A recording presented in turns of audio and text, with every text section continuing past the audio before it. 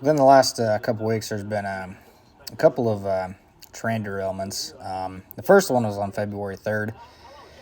That one you probably heard of, probably quite a bit, I'm guessing. Happened the one in Ohio. Had all kinds of chemicals on board and derailed. They're predicting, or they know at this point already, that it has contaminated at least 15,000 pounds of soil and 1.1 million gallons of water in the Ohio train incident in the area there. And that's not including, the fires. We've all seen pictures of the fires and the smoke that's coming out of it, contaminating the air. They're not saying that there's any danger, but I kind of have a hard time believing that with seeing some of the pictures online and everything. They're saying that was caused by an overheated wheel bearing.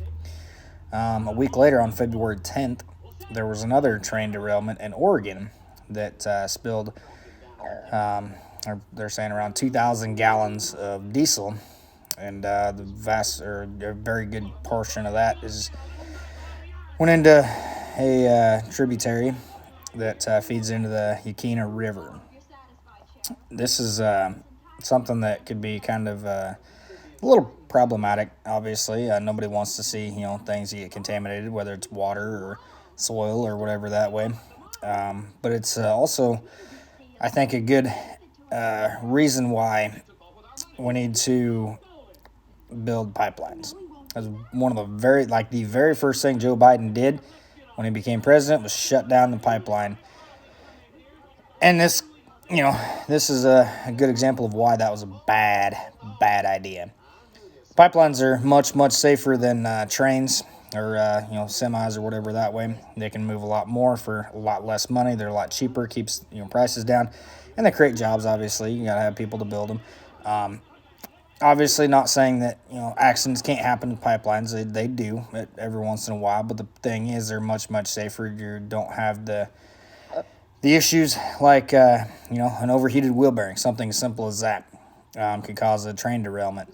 There's all kinds of issues that can happen when you're talking with trains or semis or whatever you're using to haul these things, especially when you're talking chemicals or like fuel, like diesel or oil or whatever that way.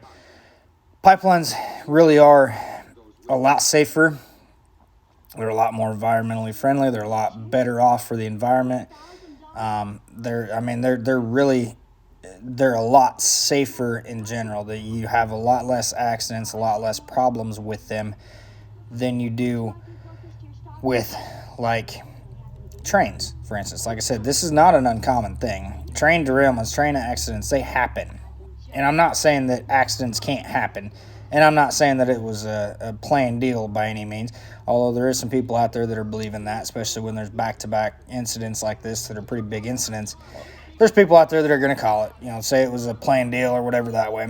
But I'm not saying that. Just to be clear, YouTube, I am not saying that.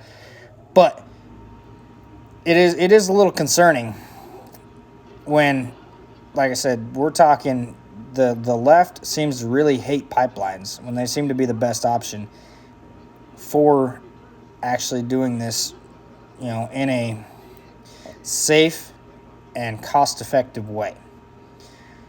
And they seem to be completely against it. The pipeline was bringing a lot of jobs. It killed a lot of jobs, for one.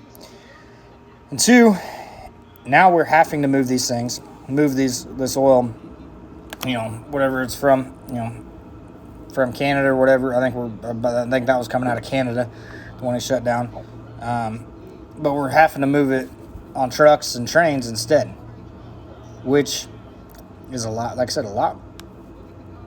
more harmful potentially. It has a lot more chances of accidents, and this right here just proves it.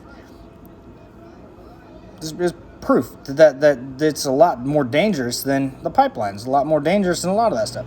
So obviously, I'm not saying that you got to get rid of trains or whatever that way. But the thing is, you got to also be smart and understand that sometimes there's better options out there, or at least if you can limit those options or limit the train options and whatever that way, limit some of that stuff, do it in a better, more efficient cheaper and safer way, we should do it. And that's not something that seems to be in the left's plans. And right here is just two great examples. These are places, agricultural areas. Oregon has quite a bit of ag. There's a lot of agriculture areas in Oregon. There's some food grown in Oregon. There's a lot of food grown in Ohio. These are two, states that actually have quite a bit of agriculture and produce quite a bit of food. And now a pretty good portion of that is going to be unusable, whether it's, diesel. Obviously, I couldn't find a whole lot of information on the Oregon one. They're kind of not releasing a lot of information on it, because I think everyone's so worried about the Ohio one. I think a lot of people are overlooking the one in Oregon. 2,000 gallons of diesel. It doesn't sound like a lot, but that's quite a bit. That's going to contaminate a lot of things. If you contaminate a river or the land that's to get to that river, whatever, that's quite a bit, and you're talking quite a bit of contamination there as well. And I'll be honest, I'm guessing 15,000 pounds of soil and the 1 over million gallons of water is probably a lowball estimate on the Ohio incident, just based on that. And then, like I said, you also got to figure in, the fires, the smoke, and all that contamination. The air, the air pollution, air contamination is going to be much, much higher, I think, than what a lot of people are realizing. So I think you're going to have a lot of issues for a while with these two. But obviously, I'm not saying we have to get rid of this or we can't use these, but it's something that we need to consider. And we also need to remember that there is other ways to move some of this stuff. You can't do it everywhere, but there is ways to move this in a safer and you have a lot less accidents. And the best way to prevent accidents is try and do it in the safest way. And if we can prevent some accidents like this happening, I think that's better for everybody involved. For the citizens, for the country in general, the citizens that are around there, the people that have to clean it up, they're going to be exposed to contamination. The people that have to clean this up, and the people that are living around there, it's not good on them. So we need to try and prevent these accidents as much as possible. And these, I'm not saying these were preventable accidents. An overheated wheel bearing, that seems like a maintenance issue to me. I've been around equipment enough. I kind of understand, obviously that's, stuff happens. Wheel bearings go out, whatever. But it also sounds a little bit like a maintenance issue that could have been potentially avoided. No, I'm not saying that it could have been for sure. I don't know, but it does sound like something that could have possibly been avoided, with the maintenance, whatever.